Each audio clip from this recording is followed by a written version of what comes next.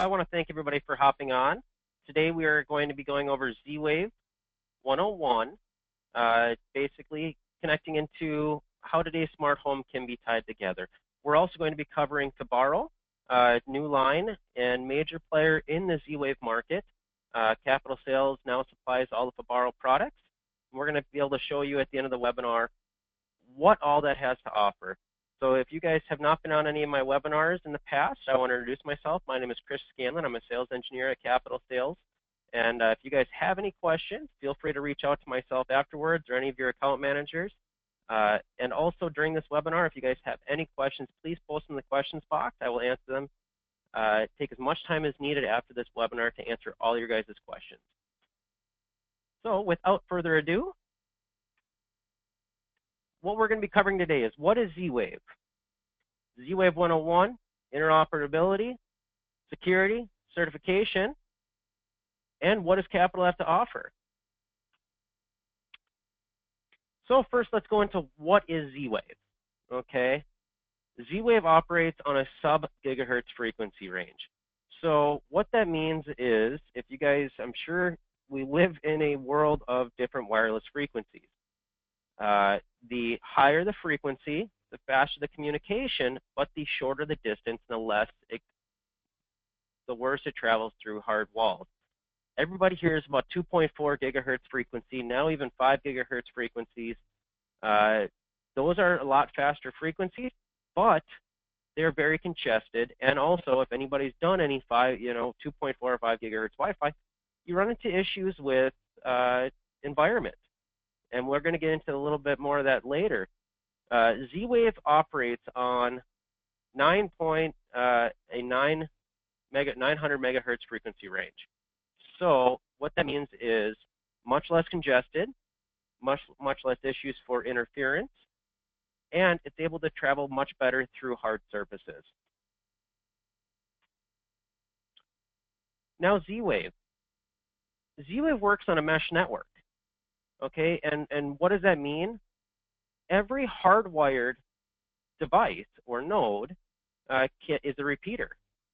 So what that means is when you, sorry about that, guys. I don't know what's going on here. What that means is every time you put in a light switch, you put in a lamp dimmer, a lot of different devices, as long as they have a solid power source going to them, not batteries, but actually hardwired power source, they will act as the repeater to extend and grow your network. It also makes it much more robust. Okay, so if a device fails, it's a mesh network. It's going to find a new route to get to your other devices. Okay, because a node in a Z-Wave network can act as a repeater, Z-Wave can provide enough range for the largest homes. Okay, every device can go up to 4 hops, and that means you're going to get, we're going to go over that a little bit later, that means you're going to be able to go up to 120 meters away with your standard Z-Wave switch, or your standard Z-Wave antenna. Now, when we talk about interoperability, we all live in the technology world, that's why we're here, okay? Interoperability defines application layers, meaning most of the time, different manufacturers don't play nice together, right? You see this in networks. You see this in almost every aspect of the technology world. Technology is growing so fast that different manufacturers don't always play nice together. And what that means is there's an issue when maybe some of the stuff, people are going into the IoT devices and they may say they play together, but they really don't. What Z-Wave has done, Z-Wave has created, it's called the Z-Wave Alliance. And what the Alliance's job is to make sure that every Z-Wave device is able to work together.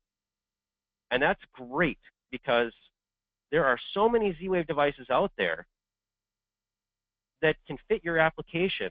You may need that specific piece, and with Z-Wave, you can get that Z-Wave piece and know it's going to work. Okay.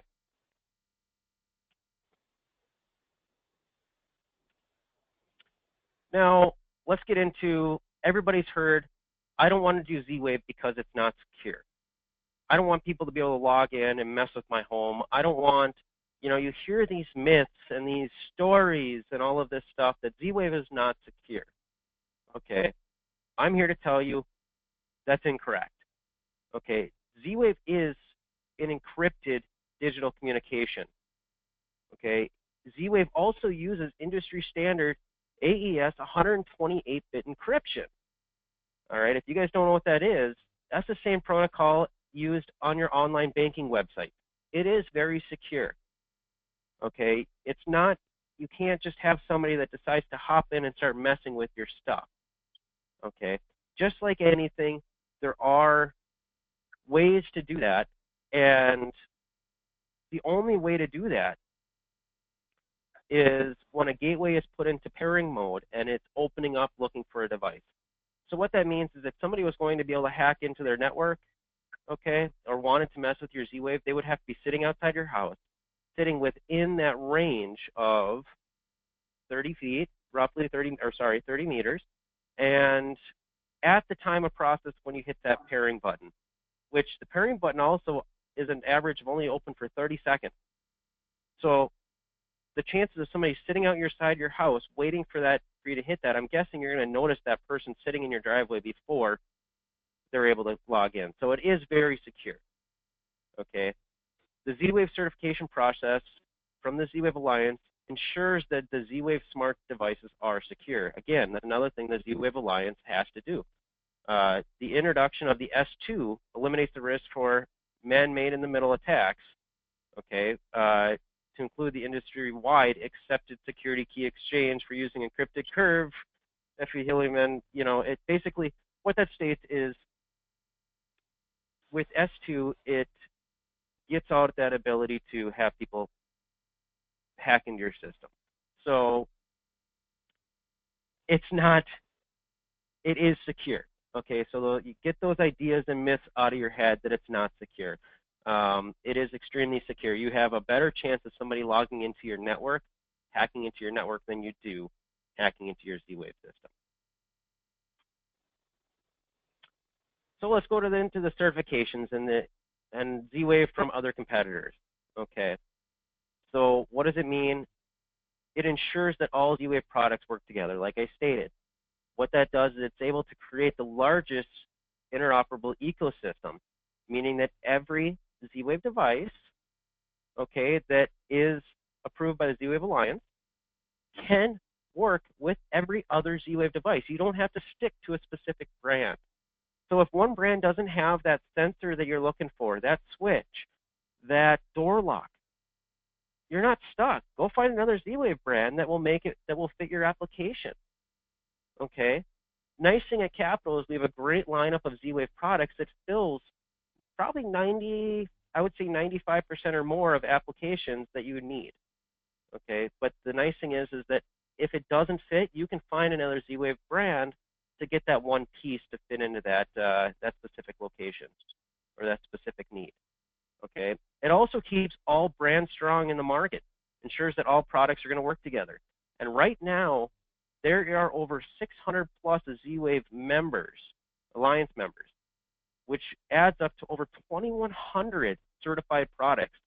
Find me another control system that has 2,100 certified control products that can fit every one of your applications. You're not going to find that. One other thing that you get, a lot of devices, since it is wireless, right? If you're not doing hardwire, you're doing wireless, Z-Wave has a much better energy efficient way of doing things. Okay, so what that does is Z-Wave's power efficiency is able to save battery life on your sensors and system needs on less maintenance. Some of these devices are getting anywhere from 3 to 10 years on a battery, okay?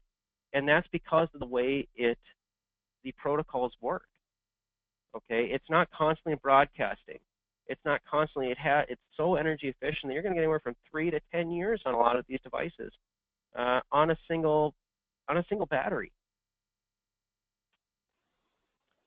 So let's get over to more into how Z-Wave compares to a lot of other wireless control systems, not systems, but control protocols that are out there. Some of the major ones, obviously we have Z-Wave. We also have Wi-Fi. We have Zigbee. We have Bluetooth, and we have Thread. Thread, you guys may not hear about as much, but the other four you hear about a lot. Okay, first let's get into whole home coverage. Z-Wave, since it's a mesh network, it easily does whole home coverage. Wi-Fi, I could put a dot there, but let's be real. Most houses that you walk into have a wireless router, which means the Wi-Fi does not cover the whole house well. Now, again, if we're all custom installers, so hopefully you guys are doing a good Wi-Fi system that has multiple access points, and you have that covered. So I could put a dot there, but it doesn't always work that way. And then we have Zigbee. Zigbee can do whole home with repeaters and other things, okay? Bluetooth obviously does not cover the whole house. So we'll get into long life for sensors. Z-Wave, we already stated, it's got extremely long battery life. Wi-Fi does not, because it is constantly connected to the network, so it sucks batteries. Zigbee also does carry a longer battery life. Okay, so both of those right now, Z-Wave and Zigbee are lined up. But now let's get into the other stuff. Jamming detection for UL security sensors. We got into encryption and secure. Z-Wave has that. Nobody else does. Okay. Interference avoidance, because it is plus low interference frequency bandwidth. What that means is we know what's down in the sub-gigahertz frequency. It's 900 megahertz frequency range, meaning there's less that communicates down there in that range. It also has frequency avoidance because it is a digitally encrypted signal. It isn't constantly broadcasting. So with that ability, it does have interference avoidance. Also, guaranteed application level, because of the Z-Wave alliance, we already went through all of that. Complete end-to-end security system. Okay, since it is 128-bit encryption, we have the ability to do a full end-to-end security system with Z-Wave. Okay, if you guys are doing 2 gig, if you guys are doing all of these different ones, they actually have the ability to, and a lot of times use Z-Wave sensors for that because it is secure. Now, you can also use Wi-Fi for that. Low power secure encryption for battery powered devices. Z-Wave offers that. We already went through. The other ones do not. Installer maintenance toolkit. There is a great certified installer toolkit that Z-Wave Alliance has built to troubleshoot. And again, since the Z-Wave Alliance is in charge of making sure that every device works together, the toolkit is going to work as well. So it's one piece to troubleshoot your whole Z-Wave network. Great maintenance toolkit. Nobody else offers that ability. Standardized internet communications. Obviously, Wi-Fi has that, and Z-Wave does as well through the gateways. So let's get into a couple of the devices that are out there. We have thermostats. We have lighting devices. We have plug-in modules for dimmers or lamp appliance modules, and more. We have door locks, sensors, smoke detectors, carbon monoxide detectors, and the stuff goes on. We've got water shutoff valves and water sensors. We've got alarm panels, motorized shade controls, gate controls, relays, 12 volt. I mean, the list could go on forever. Like I said, we have 2,100 Z-Wave devices out there that can be controlled. So it'll fit every aspect that you can think of. So with that, we're going to get into a new line that we carry, which is Fibaro. If you guys have not heard about Fibaro, they are a major player in the Z-Wave market. They have great quality products, a great dealer. They got great dealer pricing, and everything is right. You guys can get it right through Capital. They have all types of sensors, gateways, and we're going to get into a little bit of that. This isn't a full Fibaro lineup just because we don't have the time to go over every one. We will follow up with another webinar to cover everything about Fibaro, but what we're going to do today is go through how the Fibaro system works, how to set it up, and a little more on how Z-Wave works. So first, let's get into communication protocols. We have the Fibaro gateway, or you can use other gateways, but the Fibaro gateway is what we're going to use because it is one of the baddest gateways you can get. I mean, this thing it's kind of like building a big, massive server for running a little teeny PC. I mean, it is a mean gateway. And the way it works, you have your Z-Wave antenna. Communicates with all of your Z-Wave devices. The gateway is the brains of the system, and it also gives you the ability to tie in any network devices as well. So your smart TVs, your cameras, and the list goes on, to tie it into one ecosystem. And for installation, we already talked about it being a mean machine. Let's see how hard it is to set up. First thing you do, you connect the gateway to the internet. You're able to set up your global parameters inside the gateway through a web browser. You don't need any special software. This is all done right through a web browser. You include all of your Z-Wave devices, and then you're able to configure your scenes. Now, Fibaro actually has the ability to not just do simple trigger scenes. They also have the ability to do Lua scripting, if-else, and get really intense on pretty much anything that you're doing with a lot of automation systems. You're able to do right through the Fibaro gateway. So let's get through time frames. We talked only 4 steps. Let's get to exactly what it is. When you first plug in the gateway, it takes about approximately 15 minutes, sometimes a little more, sometimes a little less. Reason being is when you first plug it in, it's going to go out, connect to the Fibaro server. It's going to then pull updates, get everything configured, ready to go. Then you're going to set up your global parameters. It takes about 30 minutes, give or take. And again, this is all going to vary. The last 3 steps are going to vary depending on the size of your project. So this is for a larger project. It takes about 30 minutes, including devices. Again, it depends on the amount of devices. If you're doing a couple rooms, it's going to go pretty quick. If you're doing a whole house, it's going to take a little longer because you got to go walk around the devices and add them in. And then configure scenes. Again, this is definitely going to vary depending on how many scenes you want to build and how automated you want to make it. So with that being said, let's get into a little more in depth on how Z-Wave works in general. Okay, I stated before it has a max of 4 hops. Okay, so what that means is you can have up to 4 hardwired devices, or actually, sorry, 3 hardwired devices, and the 4th one would be battery operated because between the last hardwired and the battery up device is your 4th hop.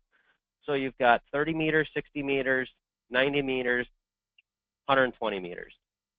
Okay, and again, this is going to vary a bit, and we're going to get into what is going to affect this in the next slide, but this is a general rule.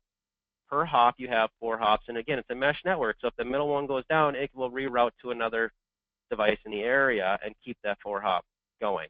It's not like you lose one and now you're down to 3 hops.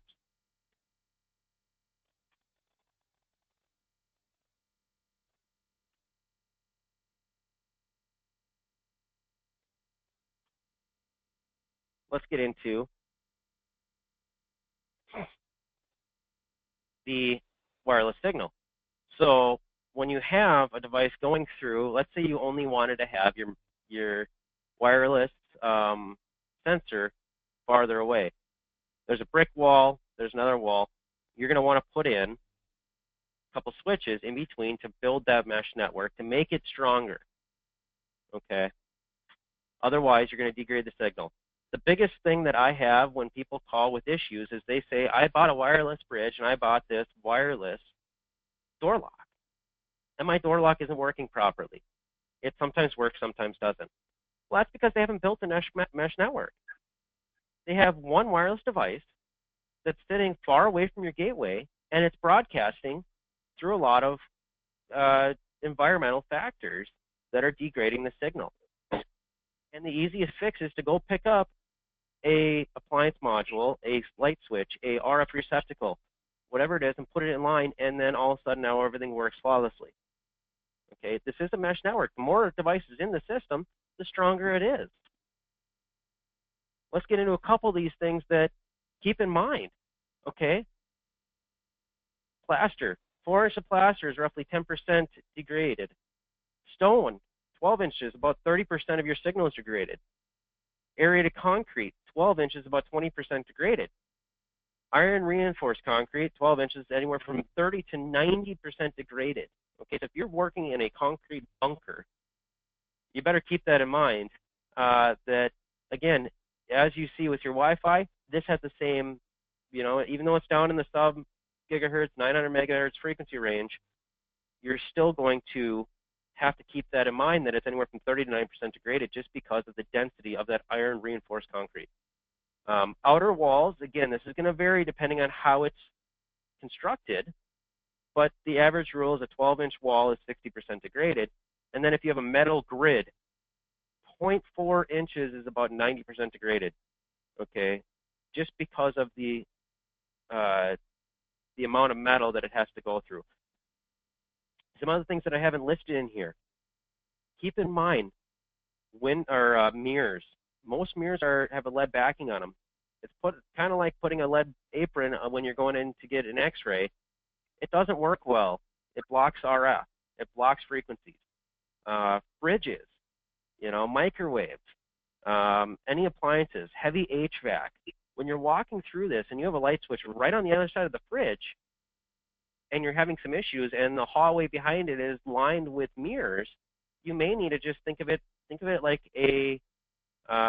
like you're playing pool. You may need to bounce it around the sides to get to the hole you want. Okay, but again, since the mesh network, you can easily do that. So with networking addressing, how does Z-Wave work? Okay, the logical addressing structure is adopted within a Z-Wave network. And there's 2 identifiers per device. Okay, you have your home network, home ID, which is your gateway's ID. That will never change. And then you have your node address. I think that's your device address. Okay, and obviously every device will have its own ID. So the first device, you notice the home ID is the same. The node ID changes. That's number 2. This is number 3 device. Number 4, 5, and 6, and 7. Okay, and the list could keep going on. So the maximum number of node IDs in a Z-Wave network is 232 devices. Okay, there are ways to go above and stuff, but we'll get into that a little later. Or actually probably not in this slide, but or in this webinar. But if you have questions on that, you have a project that has more than 231 devices, give me a call. We can work on designing that for you. The next thing is if you delete a device, notice the node ID and the home address is just completely deleted out of the system. It's not stored in there. It's completely deleted. Now you only have 6 devices in your system. So let's get into what works as repeaters, what doesn't, some of the general devices that are out there. And all of these devices on this list we have at Capital Sales. It's not the only ones, but these are some of the major ones. So we have lamp dimmers or appliance modules. Those are hardwired. They're hardwired into an outlet. We've got RF receptacles, dimmers and switches. We have relay switches, roller shutter switches, RGBW controllers, dimmers. The list keeps going. All of those will work as repeaters. Okay, so when you're building your mesh network, keep that in mind. And also keep in mind that things like the Z-Wave buttons, the window door sensors, the flood sensors, key fobs, motion sensors, the swipe, door locks, those do not work as repeaters. There are a couple in the bottom that could work as repeaters because they have the ability to be hardwired. Okay, but I'm sticking them down there because most of the time, 99% of the time, people throw batteries in them. So unless you're hardwiring some of those devices, they're not going to work as repeaters. Okay. And now, what does Capital have to offer? We went over a lot of the Fibaro products. It's not the only ones, but our main stuff we have is Fibaro. Fibaro, we also have URC Z-Wave lighting. We have RTI Z-Wave lighting. We also have Schlag door locks. Now, if you guys are doing URC Total Control, URC MX Home Pro, RTI Pro Control, the Fibaro, all the Fibaro products, all of the peripheral products, not the gateways, but everything else, the sensors, the dimmers, the relays, the garage, all those things work great with the URC Z-Wave gateway and the RTI Z-Wave gateway. Okay, so again, with Z-Wave, you don't need to stick brand specific. You can use the Fibaro products in other automation systems. So I hope that that answered a lot of questions for you guys. I'm going to leave this right here. I want to thank you guys for hopping on. We're going to take as much time as needed, and also we have two special guests on this call. We have Adam Jablowski from Fibaro and also Rich Bira from Fibaro. So we want to thank those guys for hopping on. They've also helped tremendously to get Fibaro into capital sales so we can supply you guys with the Fibaro products. So again, guys, I want to thank you guys for hopping on, for listening. They're going to help me answer any questions if I can't answer any, but I expect I'm going to be able to answer most of them. So guys, I'm going to stop the webinar here, or stop recording, and take as much time as needed to answer all of your guys' questions. So we do have a couple questions. Does the system still work when not connected to the internet? Yes, it does.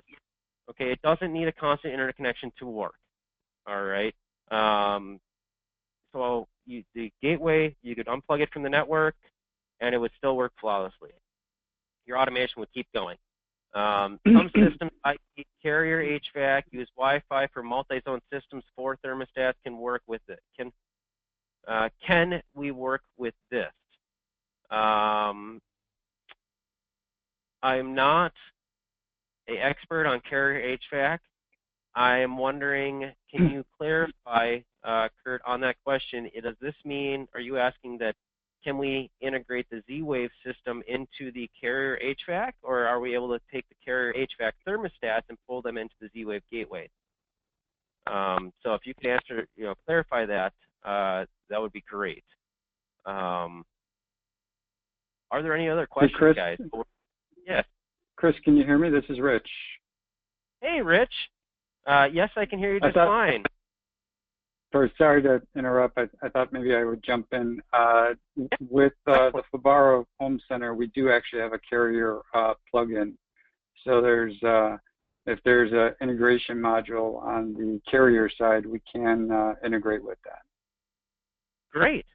So I would have to pull up that plugin to read the specifics, but what that means is you're able to add in the carrier plugin into the Home Center 2, the Fibaro gateway, and if it is the Wi-Fi version of the carrier, and it is the specific type that that plugin allows, you can actually pull that system in.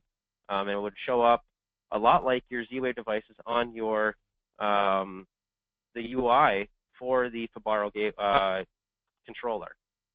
And Rich, you can jump in if any of that was incorrect, but with most modules, it pulls it in and it actually shows a lot like your standard Z-Wave devices, nice and easy on the UI to control, makes it very easy to integrate.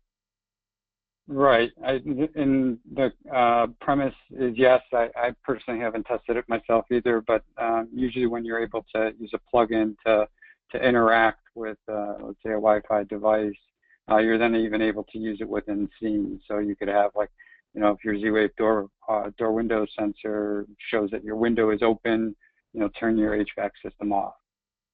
And you can do that within like a block scene.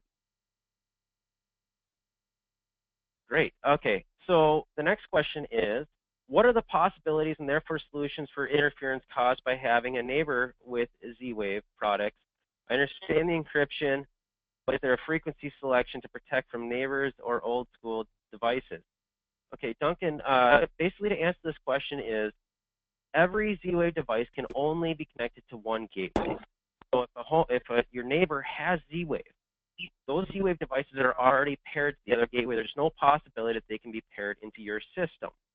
The other thing, the only way that that would happen is, let's say they deleted out a system, a device out of their system. It was within range of your mesh network.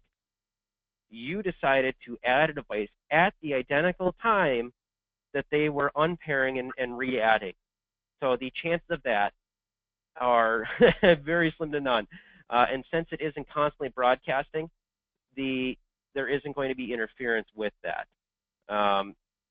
It is, so one device is basically a one-to-one ratio. The device can only be paired to one gateway at a time. There shouldn't be any possibility of being able to interfere. Rich or Adam, you guys can chime in if there's anything else you want to add to that.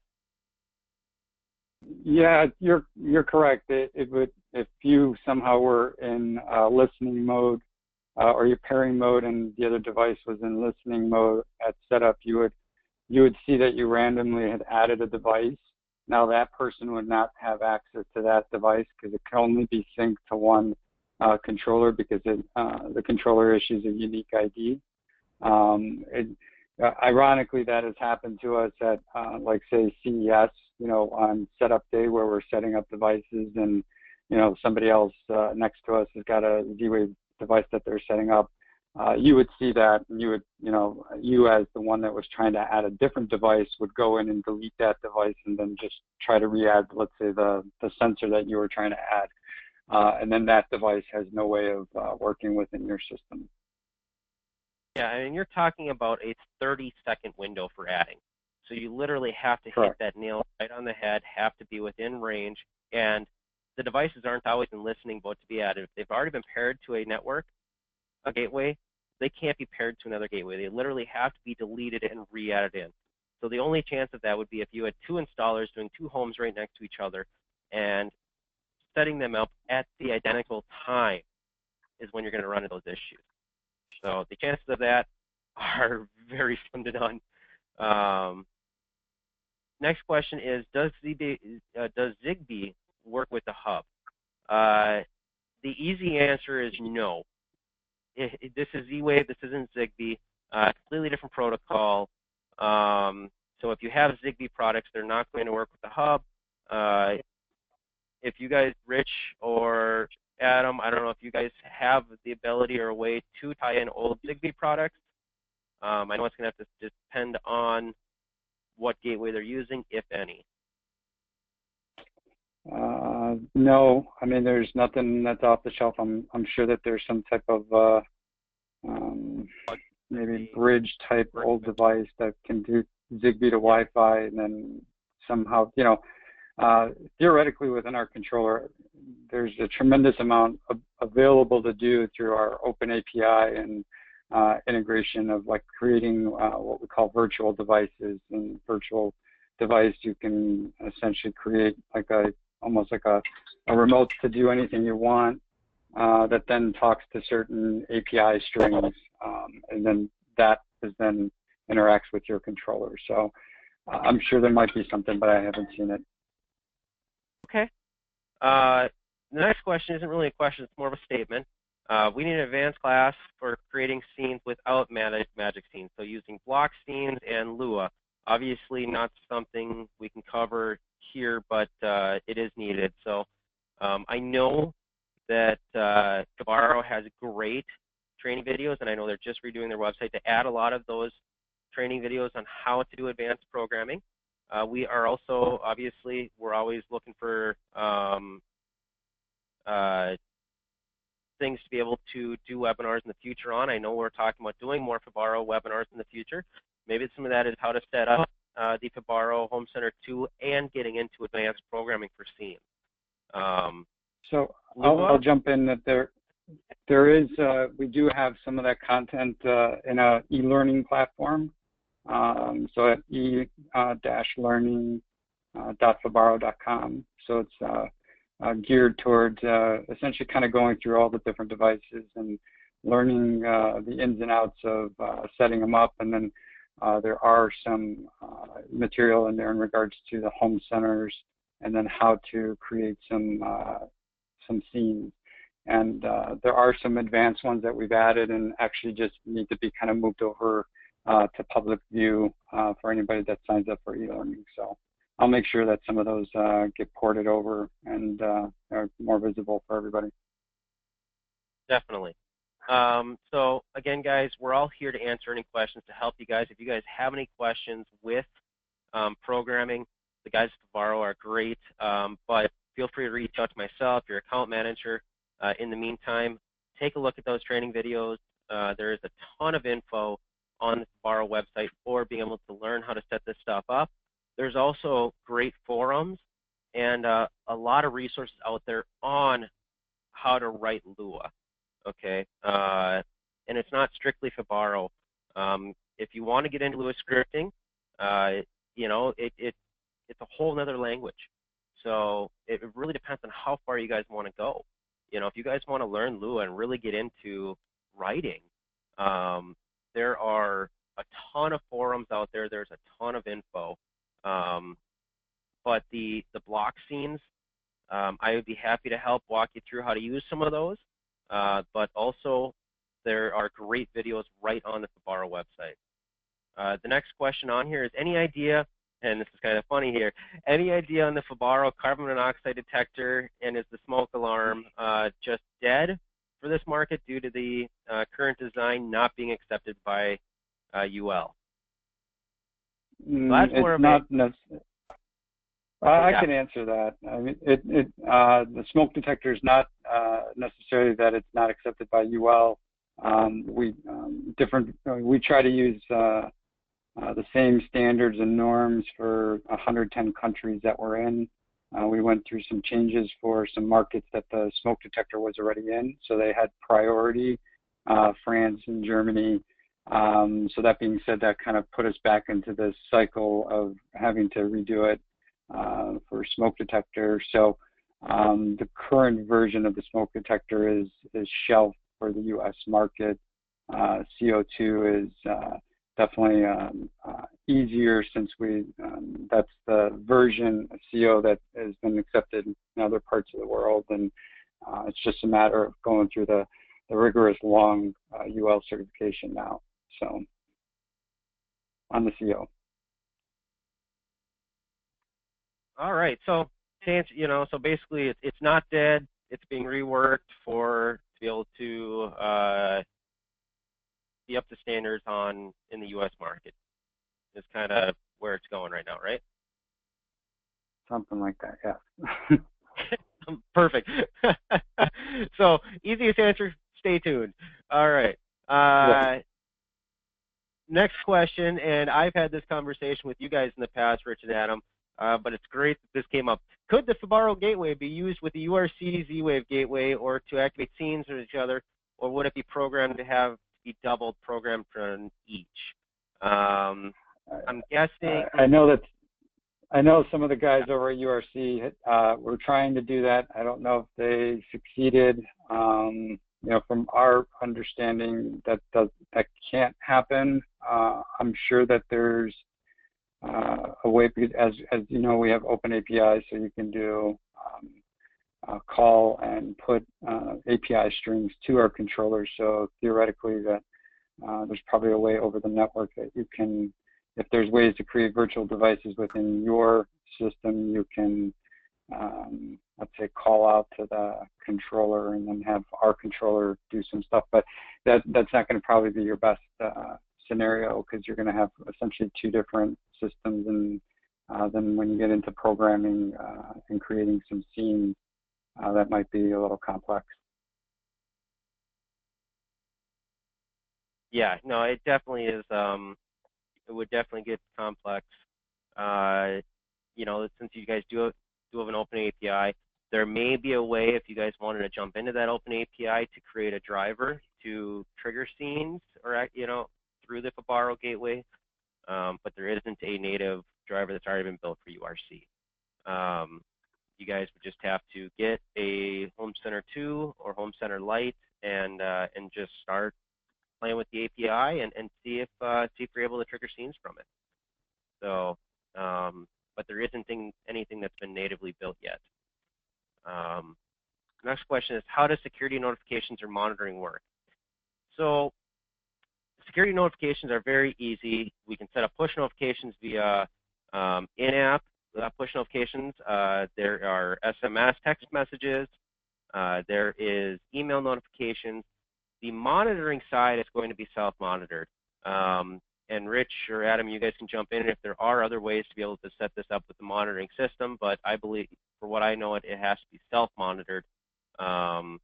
And you can set that up through as many phones or tablets as you want or devices to send those notifications to, but it's not going through a call center. Is that correct?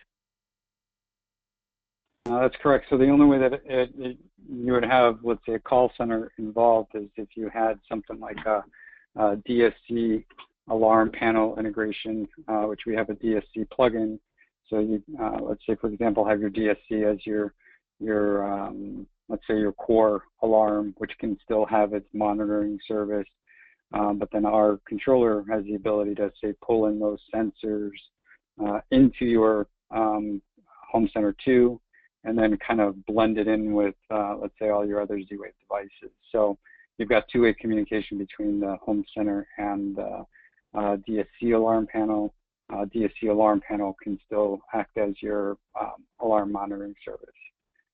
We only have DSC currently built out. Our plans for expanding that into, let's say, Honeywell, Ademco, and GE. Now, again, you only have to do that when you want actually a call center full monitoring.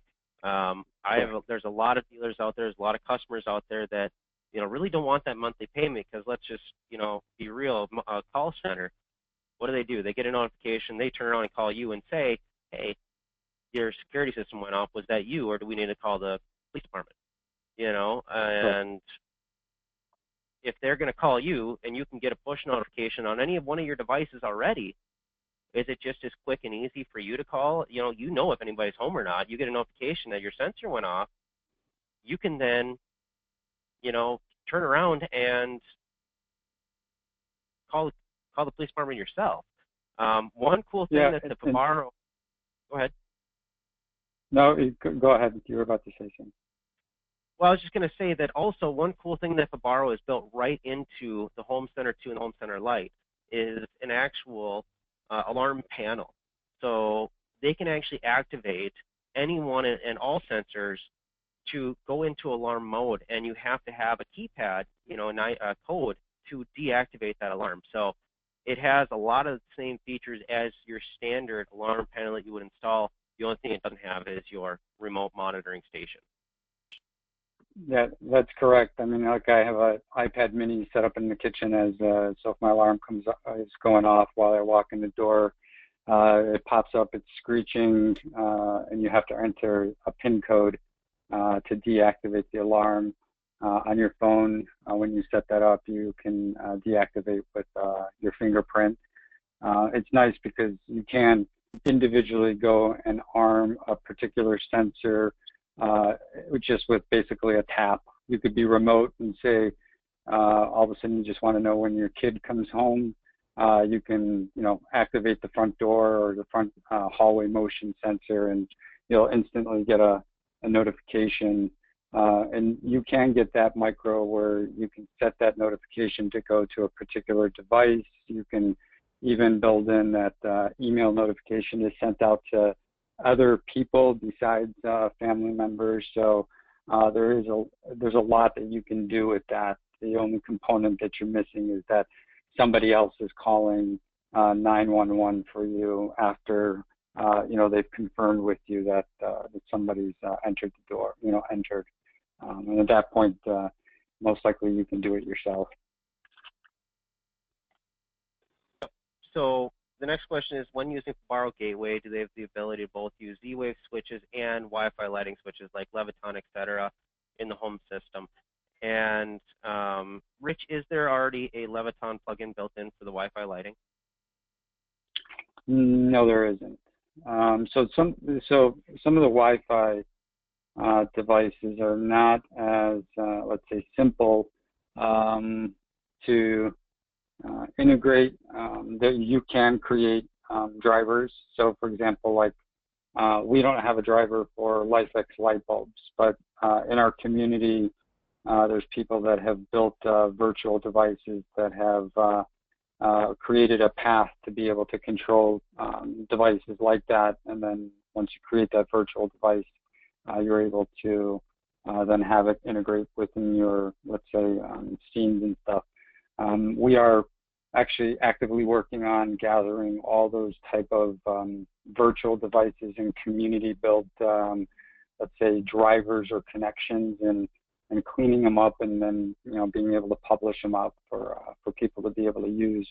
And that's just, let's say, extending past where we are currently with our integration or drivers that we've officially built. Thanks for that. The next question is, are Fibaro products online for purchase? I'm assuming, I'm not going to assume, so I'm going to answer this two different ways. First of all, yes, the Fibaro products are on the Capital Sales website, priced at dealer cost, and you guys can order them right through the website if you want to. If you meant that, are they out on the internet to purchase as well, the answer is also yes, but Fibaro does a great job at trying to keep all of those sales and all those people selling through like Amazon or other options, and they have to keep those at your normal MSRP pricing. So they do a good job. Go for it. I could add to that. Apologize for cutting you off. Our Home Center 2 is not available online. That will always be dealer only. The rest of the products, especially our Z-Wave devices, we work with a lot of other controllers, whether it be SmartThings, Vera, URC. So those are available for people to purchase. But as Chris was saying, we are very diligent and active in regards to map pricing. So our motion sensor retails $59.99. You won't see it for less than $59.99. If we track it even via serial number, so if we can't even trace down who that seller is, we'll even go as far as purchasing it ourselves and tracking the serial number and then going to see who is selling that device below the map price. So yeah, we are very diligent with that. Yep, and that's and there's not a lot of manufacturers that will do that, and that really speaks a lot of Fibaro to be able to try and keep those prices, because honestly, the reason they do that, like you said, they're taking money out of their own pocket. Fibaro is to try and keep the integrity of the Fibaro line and be able to keep your margins, and be able to make money on Fibaro. And so keep that in mind as well when you're looking on Amazon, when you're looking on places, and you're looking at, well, I can get this light switch, a different brand light switch for $10 less. There's a couple things to keep in mind. Sure, all of the devices work through Z-Wave, work together, but that doesn't mean that they're all built the same quality, doesn't mean the service, and doesn't mean the backing of the manufacturer. I mean, I've got some light switches in my house. I went and bought a ton of different types of Z-Wave products from different manufacturers. And don't get me wrong, they all work, but some of those switches felt like fire hazards. It just because they all work doesn't mean the quality's all there. And Fibaro has done a great job at protecting those prices and making a great quality product. Yeah, and I'll add to that in regards to what you were saying. It's a little amazing to me that there's some devices that are out there, especially like high-powered, 110 that you would put in a box and doesn't even have UL rating. Not only does all of our, micro modules have UL certification, but even our sensors, our Z-Wave sensors, which don't need to have UL certification, have UL certification. We are the manufacturers. We actually manufacture the devices ourselves in our own warehouse, and every single product is tested off the line. So our defective rate when the product is out in the field is less than 0.05%, because the products are vetted and tested before they even get into the box. And quality control from start to finish, design and making the product is all done internally, which at the end of the day, when you're talking about sensors and devices that you want a customer to have a good experience with, we spent the extra time and money to do that up front so that we can build a good product. So thank you for mentioning that, Chris. Yeah. The next question is, are Wink switches D-Wave? And if so, can we throw away the Wink hub and integrate them with the existing Wink switches into the Fibaro Z-Wave hub system? I am personally not familiar with the Wink switches. I would have to look online and see how they communicate. Rich, are you familiar with the Wink switches in the Wink hub? Is that Wink or Link? Wink Wink, with a W? Yep. So some of our devices work with Wink, but they're not, let's say, fully sanctioned by Wink. There's consumers that have. He's looking the other way around. He wants to throw the Wink, the Wink hub with the Home Center 2. Are the switches Z-Wave and for Wink? That I'm not sure. I believe that a lot of the products that were originally created by Wink were always Zigbee. I know for sure their sensors were Z-Wave. Zigbee. Some of their switches were actually Wi-Fi, I believe. But I haven't. I actually have not. I don't believe they were Z-Wave because I've never even seen a Wink Z-Wave switch on Z-Wave Alliance's I have not either. certified product list. Yeah, so that would be a little more research we would have to do. If you want to reach out to me, Ted, I can take a look and we can see if that's going to be possible. But I think we would need a little more info on what kind of switch they are. What model number of Wink switch it is.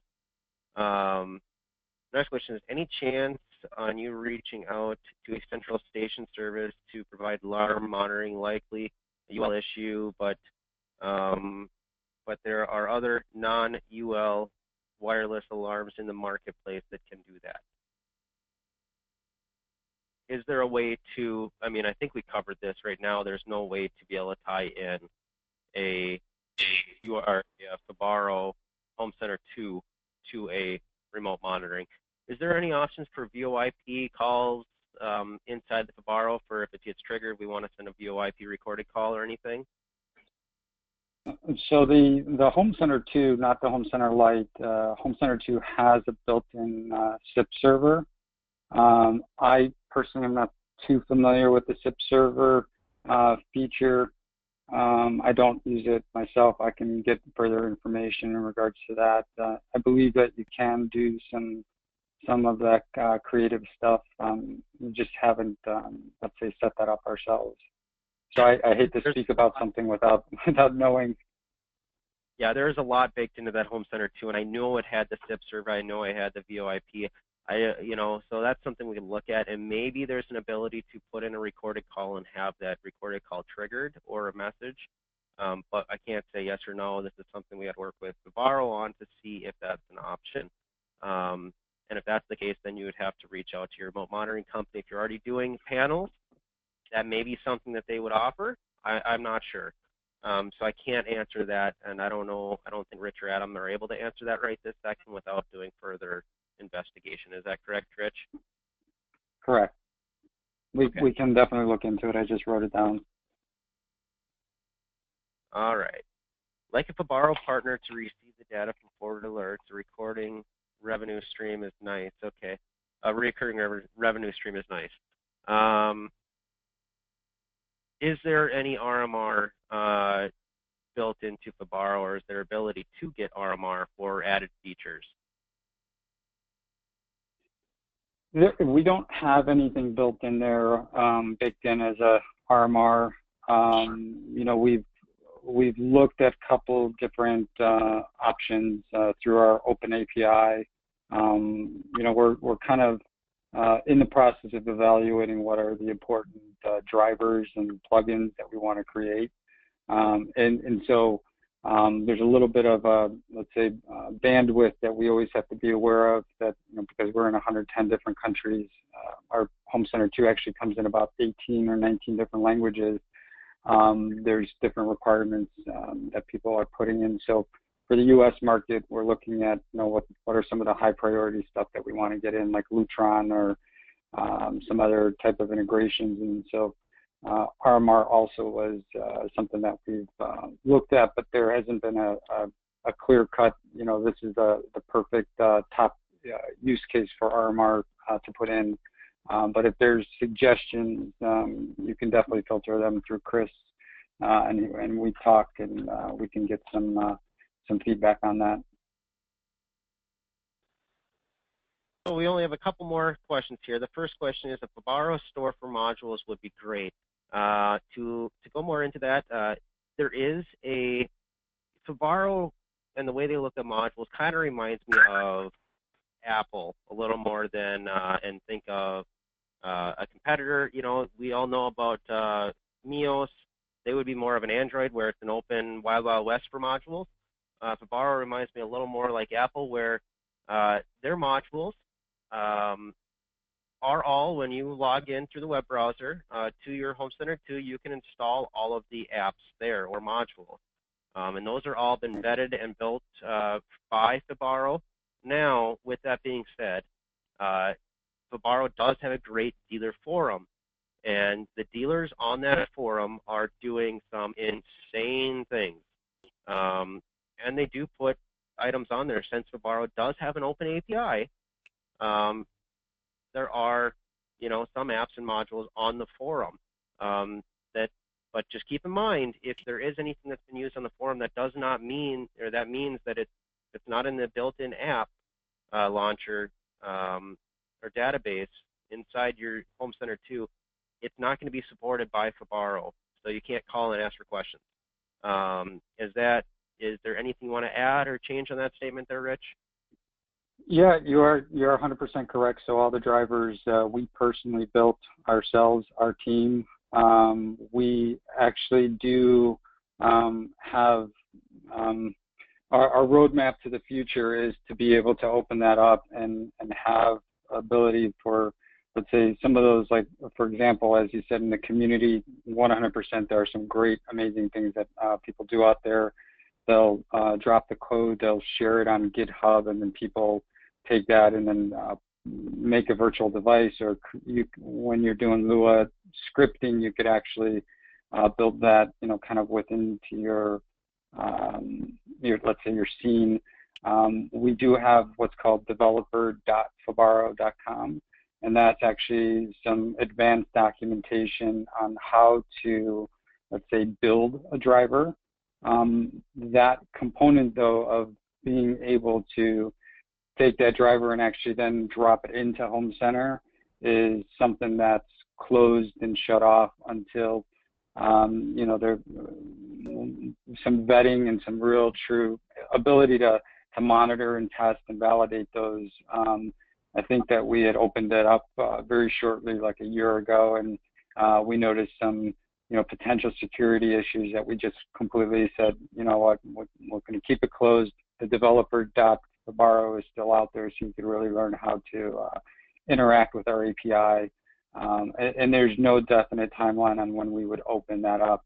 But as you said, with some of the other controllers, it's a little bit like the Wild Wild West, and you definitely get some, you know, not consistent behaviors, and you could usually, you know, narrow it down to some rogue drivers that somebody installed and is that, you know, creating really bad Z-Wave traffic, or, you know, just bogging your system down, which then, you know, kind of it'd be a cascading effect throughout your entire system.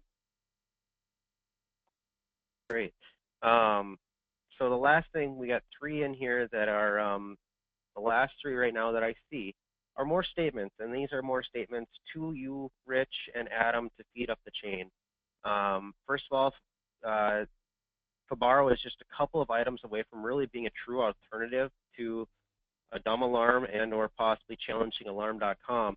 And those items are smoke and CO detector, you know, we talked about that earlier, and then being able to tie into a central station monitoring, which again, there may be options to do that. I know there's no analog line in, but you know, I know there's a VoIP option. So that, again, may already be there that we just don't know about. That's one statement. The other statement is, and this is a request, dealers need a dealer login, or would really like a dealer, not login, I'm sorry, a dealer locator on the Fibaro website. So basically to set them apart from the Amazon, you know, Amazon guys of the world. You know, and as customers get as far as they go, then they need a place to find more advanced assistance. So if customers do go and buy a Home Center Lite, or they have another Z-Wave gateway, and they're buying Fibaro products, you know, on Amazon, and they realize, hey, this isn't as DIY as I thought. I need to have a certified installer to come out and help. Having that dealer locator on the Fibaro website is something, both a sales tool for the dealers and also a reference for end users, you know, to say, hey, you need help with Fibaro, here's a list of certified dealers in your area. And that is something that we're working on, as we're actually, our website is yet getting another, let's say, revamp for just the U.S. market. Our goal is to work with distributors like Capital Sales to build a kind of basically a certification program. You know, go through X amount of e-learning courses on our site. We're able to, let's say, track that. Then we would put something in like a dealer installer locator tool on our website. So that is definitely something that we're aiming to get onto our site. Great. And then the last one is, this is a question, will tech support be ramped up as this product gains traction? It takes a bit too long to get assistance right now. The tech support by email can take days because it goes to Poland. Since you guys are getting the U.S. market, how are you guys looking at ways to address the tech support needs of the U.S. market? So some of that tech support that you're seeing is a little bit more of a consumer facing, which can have a little bit of a delay to it. But for, let's say, dealers, we do actually have, you know, Adam's on the call, and you know, our goal as the manufacturer is to enable you know, the tech support for the level 1 and level 2 through, let's say, Capital, and then have that a little bit more advanced, you know, stuff filter through to us. So we do have that, and as we ramp up, you know, we've already have, you know, certain, let's say, milestones that we want to reach internally for how many dealers are on. We would add another person for support. So to answer your question, yes, we are definitely accounting and always looking to improve on that. And again, I want to mention to you guys, and if you guys have any questions on any of the Fibaro products, feel free to reach out to your local account manager at Capital. Reach out to myself. I'd be more than happy to help answer any of those questions possible. And if it is something that's more advanced that, you know, or an issue that really we do need to pull Fibaro in, we can, us at Capital can get them involved very easily. So I would recommend, if you guys have a quick question on any products, you're stuck, whatever it is, or even Z-Wave questions in general, definitely reach out to your account manager, reach out to myself, and then we can pull in Fibaro as needed as well. You know, so it's, you know, we're here to try and make everything as easy as possible for you guys. I do recommend, if you guys want, you know, or I do recommend, hop on Fibaro's website, go to that e-learning page, and they've got step-by-step videos of every step in that, in the Home Center 2. You know, how to do every aspect, how to do scenes, how to do magic scenes, how to do block scenes, how to add devices. You know, everything that you're going to run into, there's a small video for. So take advantage of that as well. You know, it's great when you're out there and you get stuck on one thing. You can pull up a quick video and go, oh yeah, that's what I forgot to do. You know, but if you can't and there's issues, definitely reach out to Capital, reach out to Fibaro. You know, we're all here to help. You know, we want your jobs to succeed. And I could add something to that we're also currently building out a knowledge base. So there's a new knowledge base website, which we've been, let's say, gathering some of the common questions so that a little bit more of a walkthrough guides. There's probably 40 plus articles on there right now in the knowledge base, but we are constantly looking for feedback as well on some of the common questions or issues, and we have a documentation team that is working on that stuff and adding it in. So you'll find some really good helpful information on the knowledge base as well. Well, guys, that's the last question that has came across. If you guys have any more questions, please post them now. Otherwise, I want to thank Rich and Adam for hopping on. And I want to thank all of you guys that have hopped on and taken an hour out of your day. It's supposed to be 20 minutes, but these questions, like I said, we're here to answer any questions you guys have. I also know that as soon as we log off, you guys, that's when the questions start rolling in and you go, crap, I forgot to ask that. Definitely feel free to reach out to us at Capital, reach out to myself. I'd be happy to talk about any projects you guys have, any questions. It is definitely reach out. So again, guys, I want to thank you guys for hopping on. Rich, Adam, thank you guys as well for taking time out of your busy days to, help us out at Capital also. Great. Thanks, everybody, for being on and having the interest in Fibaro. Look forward to working with everyone. Well, guys, again, I want to thank you guys. I won't keep you guys any longer. If you guys have questions, please reach out. And I hope you guys all have a great day.